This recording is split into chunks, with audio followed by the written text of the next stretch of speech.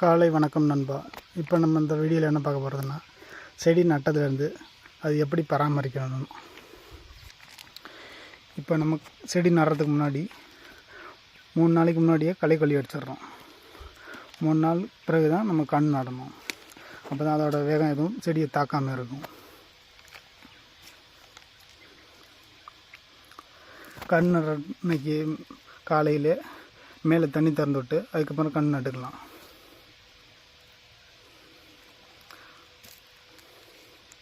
நம்ம கண் நடுறது ஒரு பாக்கெட்டுக்கு 4 கண் நடணும். இந்த 4 கன்று பார்த்திங்கன்னா நெட்டோட ஒவ்வொரு ஓட்டையிலையும் ஒரு கன்று வர்ற மாதிரி இந்த மாதிரி நட்டுக்கலாம். அப்போ தான் நமக்கு அந்த கேப் கிடைக்கும். செடி பெருசாக வரைக்கும் அந்த இடைவெளி கிடைக்கும்.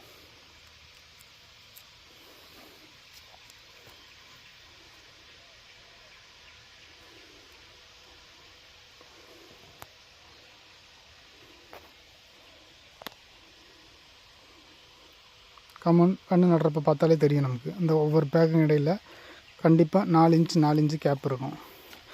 இந்த கேப் அதிகமாக இருந்தால் தான் அந்த பூச்செடி நமக்கு நல்லாயிருக்கும்.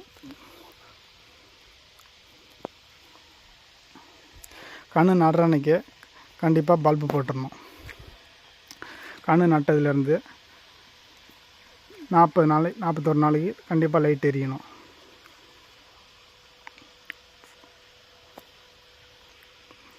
வெயில் அதிகமான இடங்களாக இருந்தால் 41 நாள் போதும். அதே வெயில் ரொம்ப கம்மியான இடங்களாக இருந்தால் 2 நாள் 2 நாள் சேர்த்துக்கலாம். ஒரு 43 நாள் கொடுக்கலாம்.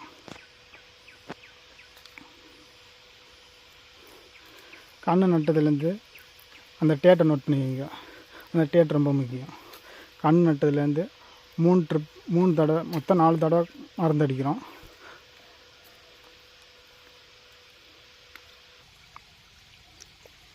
இது மாதிரி நோட் பண்ணி வச்சுங்க. கண் நடுற டேட்டு பக்கத்தில் கட்டை மருந்து அடிக்கிற டேட்டு. 15 நாளில் ஒரு தடவை அடிக்க போகிறோம். 25 நாளில் ஒன்று, 35 நாளில் ஒன்று, அதுக்கப்புறம் லைட் அடித்து ஒரு வாரம் கழித்து மொத்தம் 4 மருந்து அடிக்க போகிறோம். இந்த செடி பார்த்திங்கன்னா கண்ணு நட்டு 15 நாள் ஆகுது. இப்போ இதுக்கு மருந்து அடிக்கணும். இதுதான் ஃபஸ்ட்டு ஸ்டேஜ்.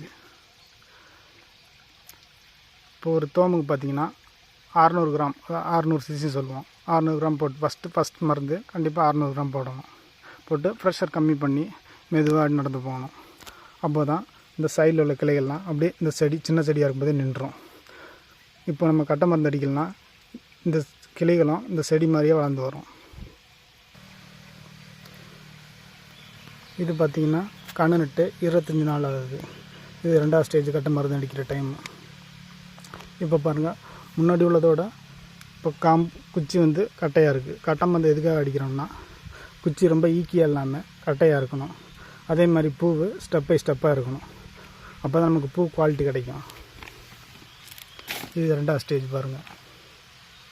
இப்போ 2வது ஸ்டேஜ் அடிக்கிறது. இதுவும் ஒரு பீரோ டேங்க்கு. ஒரு டேங்க்கு 600 கிராம் தான் போடுறோம். 600 கிராம் போட்டு இப்போ ஒரு டேங்க் கலக்கணும்னா 4 வாரத்துக்கு அடிக்கலாம். இப்போ இது ஒரு வாரத்துக்கு 1/4 டேங்க் கலக்கினா போதும். இப்போ மொத்தமாக அடிக்கிறதா இருந்தால் ஒரு டேங்க் 1 டேங்க் அது அந்த மாதிரி நமக்கு தேவையான அளவு கலந்துக்கலாம். இப்போ 2வது மருந்தும் மெதுவாக தான் அடிக்கிறோம். இதை பாருங்கள், கிளைகள்லாம் அப்படியே நின்றோம்.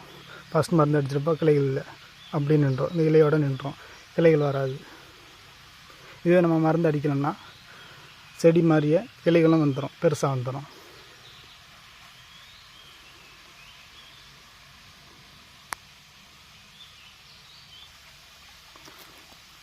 இந்த செடியை பாருங்கள், இது லைட்டாக சரி கண்ணு நட்டு இது 3வது மருந்து கட்டை மருந்து அடிக்கிற டைமு 35 நாள் ஆகுது.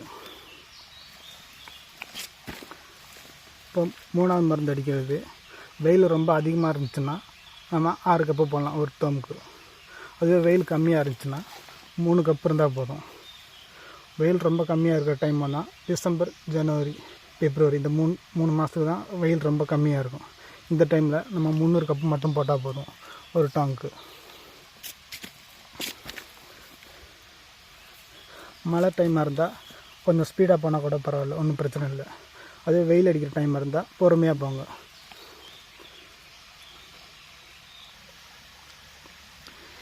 இந்த செடி பார்த்திங்கன்னா லைட்டாக அடித்து 41 நாள் ஆகுது. இது லைட் அடைக்கிற ஸ்டேஜ். நம்ம லைட் அடைக்கும்போது செடி இவ்வளோ ஹைட் இருந்தால் போதும். ரொம்ப ஹைட்டாக இருந்தால் அப்புறம் இதுக்கப்புறம் 60 நாள் கழித்து தான் நம்ம பூ வெட்ட போவோம். அப்போ இதை விட ஹைட் ரொம்ப அதிகமாக இருக்கும். நமக்கு இந்த ஹைட்டு போதுமானது தான். ஒரு 1.25 ஃபீட், 1 ஃபீட்டு 1.25 ஃபீட் இருந்தால் போதும். 1 ஃபீட்டை விட கம்மியாக இருக்கக்கூடாது. இந்த அளவுக்கு நம்ம கட்டை மருந்து அடித்து நம்ம சரியாக செடியை வச்சுக்கணும். இப்போ இது லைட் அடைக்கிற ஸ்டேஜ். நம்ம லைட் அடைச்சிக்கலாம். லைட் அடைக்க பார்த்திங்கன்னா கண் நட்டதுலேருந்து 40 நாள் கண்டிப்பாக கொடுக்கணும். 41 நாள் கண்டிப்பாக கொடுக்கணும். 41வது நாள் லைட் அடைச்சிக்கலாம்.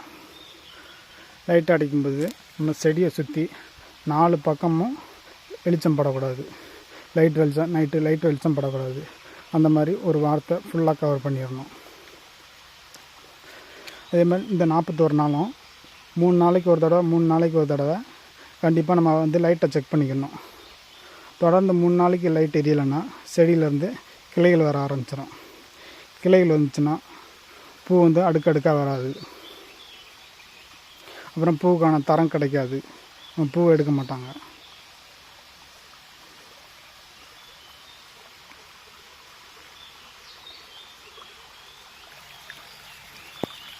இது பார்த்திங்கன்னா லைட் அடைச்சி 1 வாரம் கழிச்சிருச்சு. இது 4வது ட்ரிப்பு மருந்து அடிக்கிற டைமு. இப்போ பாருங்கள், சைடில் எதுவும் எந்த கிளைகளும் கிடையாது. இந்த கிளைகள் வந்ததெல்லாம் அப்படியே நின்றோம். இப்போ 4வது மருந்து பார்த்திங்கன்னா 3 கப்பு போட்டால் போதும்.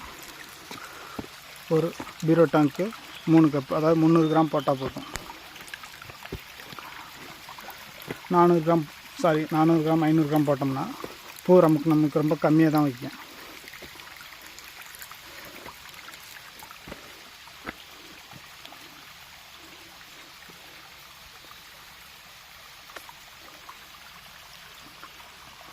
இது ரொம்ப மெதுவாக நடந்து போகணும் அவசியம் கிடையாது. மருந்து அடிக்கும்போது மீடியமாக நடந்து போனால் போதும். நம்ம அந்த மேலே உள்ள தலை நனைஞ்சால் போதும். செடியோட தலை நனைஞ்சால் போதும். இது இப்படி நம்ம கட்டை மருந்தெல்லாம் அடித்து பூ செடியை நம்ம இந்த நிலைமைக்கு கொண்டு வர்றோம். எந்த பிரச்சனையும் இல்லாமல், வேறு எந்த சீக்கும் தாக்காமல் வாரம் கண்டிப்பாக மருந்து அடித்தாகணும். நம்ம லைட் அடைக்கணும் இல்லையா? அந்த லைட் அடைக்கிற வரையும், கண்ணு நட்டதுலேருந்து லைட் அடைக்கிற வரையும் பூவோட செடியோட மேல் பகுதியில் அடித்தா போதும். அதுக்கப்புறம் லைட் அடித்த பிறகு இந்த மாதிரி ஒவ்வொரு பார்லையும் போய் சைட்லேருந்து மேலே படுற மாதிரி, இந்த சைட்லேருந்து மேலே படுற மாதிரி வாரம் அடிக்கணும். நம்ம சைட் மருந்து எப்படின்னா, லைட் அடித்ததுலேருந்து இந்த முக்கிலேருந்து கலர் வர்ற வரையும் கண்டிப்பாக நம்ம சைட் மருந்து அடிக்கணும். இது பார்த்திங்கன்னா தெரியும், மேலே முக்கு வந்திருக்கும். இதுதான் இது லைட் அடித்து 3வது வாரமே நமக்கு இந்த முக்கு வரதை வெளியே பார்த்துடலாம். பாருங்கள், பூ அடுக்கடுக்காக இருக்கும். இந்த மாதிரி தான் நம்ம செடியை பராமரித்து வைக்கணும்.